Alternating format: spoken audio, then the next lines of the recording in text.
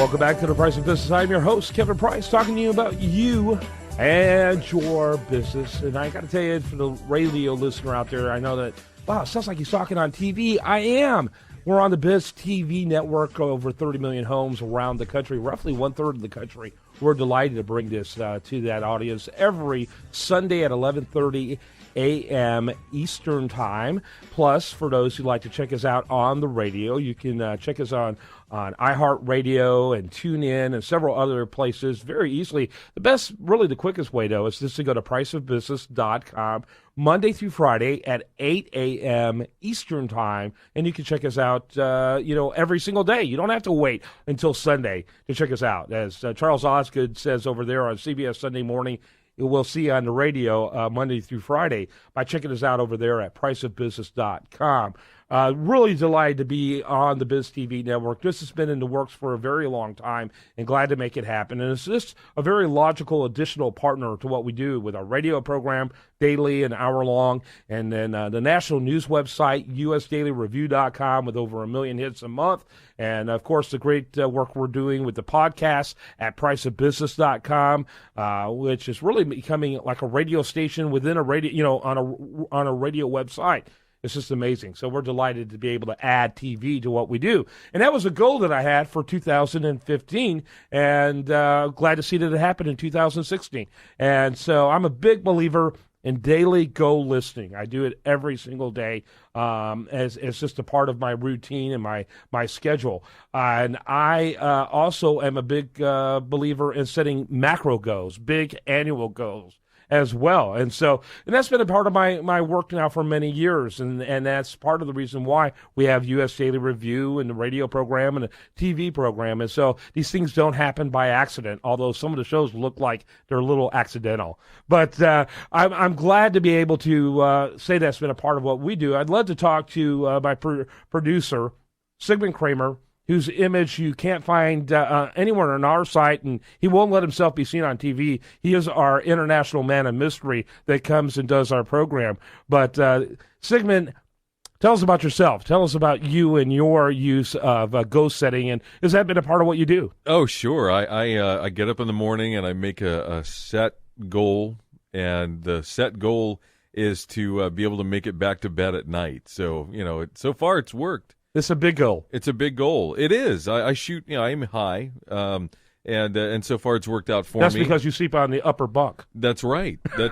And another goal for this new year is to lose weight. I'm getting divorced. I'm kidding. That's what a joke. great way for your wife to find out. Yeah, no, it's a joke, folks. Well, believe me, if you've seen her as a wife, you know he's joking. That's right. So, anyway, I've not really been one for making goals. That's why I'm here. Yeah. And that's why he's a technical producer in radio now. But now you're a technical producer for TV too. There you go. With our good friend Rob Ippolito at Video Mojo. That's right. Rob's a great guy. Yeah, he is. He really is. In fact, I wish that I were Rob. I wish you were too. I'd love to deal with both of you on a daily basis rather than ever deal with you. No, I'm just joking. So, awesome. Unfortunately, we only get to enjoy, Rob, 4 times a month with a TV show. I get to deal with you every day, Monday through Friday. I know. That's what I'm saying. I'm sorry for you. I really do.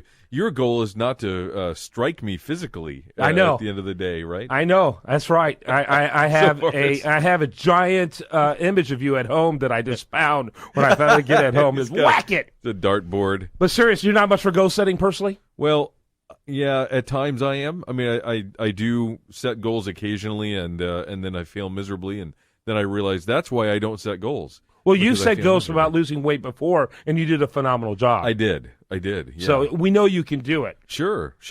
I guess I just, like so many other people, I get busy. I get caught up in just the day-to-day activities of living and having a family and coming to work, and so yeah, I think I do probably need to be more of a goal setter for 2016. Then I can end up like you, Kevin. Yes. A legend in your own mind.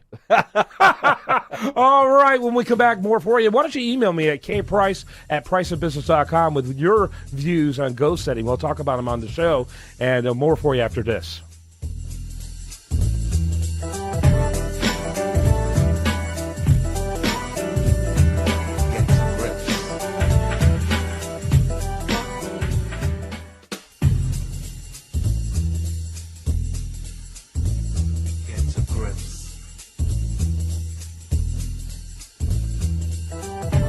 Welcome back to The Price of Business. I'm your host, Kevin Price, talking to you about you and your business. And it really is our business to be aware of what's happening on the political front.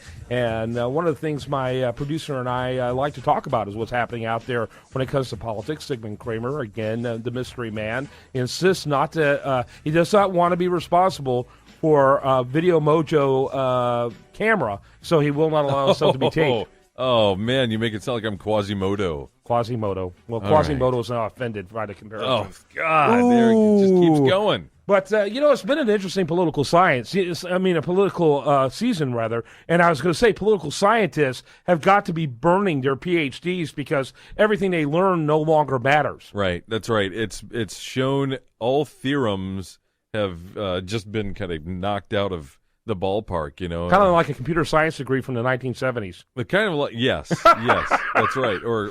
Or climate science. Yeah, which has never been relevant. But anyway, it's just that's been and I'm not being fair. The reality is that climatologists, true climatologists, which, by the way, are numbered in the hundreds, not the thousands, those with PhDs in climatology, the vast majority of them don't know if there is, this phenomenal change going. All they know is that cyclically throughout generations, weather changes wildly, has wild variances, and these are not unusual. And everything they're seeing now is not unusual. And they're epochal climate shifts. I mean, that's, Ice Age happened before we had any industrialized, civilization. So to try to link it to man-made it's very politically convenient because it puts a lot of power in the hands of a few people in government. Yeah. And it allows them to pretty much dictate the entire way that mankind lives. No question. Well, you don't think that's, the new Star Wars movie came out,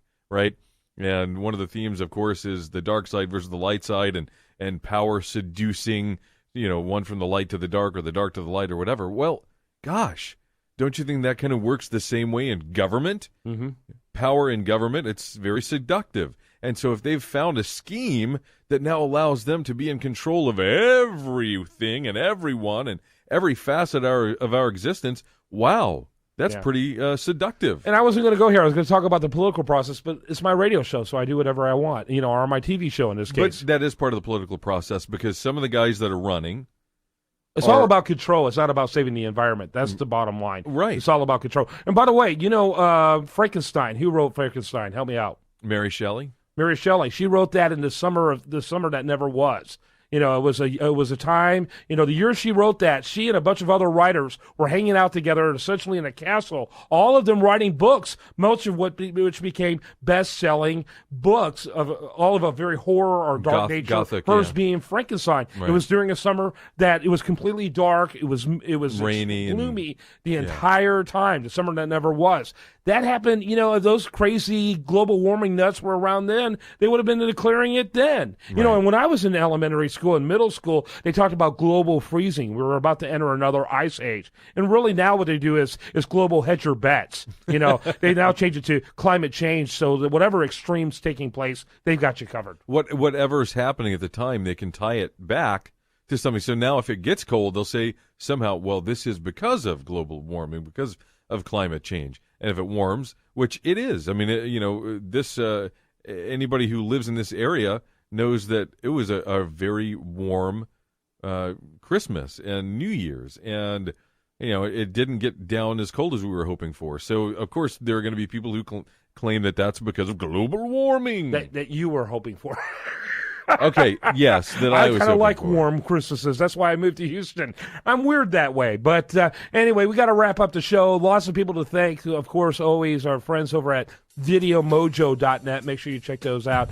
And do want to remind you the show continues 24/7 at priceofbusiness.com. And the best content here is over at usdatareview.com. Keep your eyes on both. Like them both. Have a great day. Spend it wisely right here on these stations.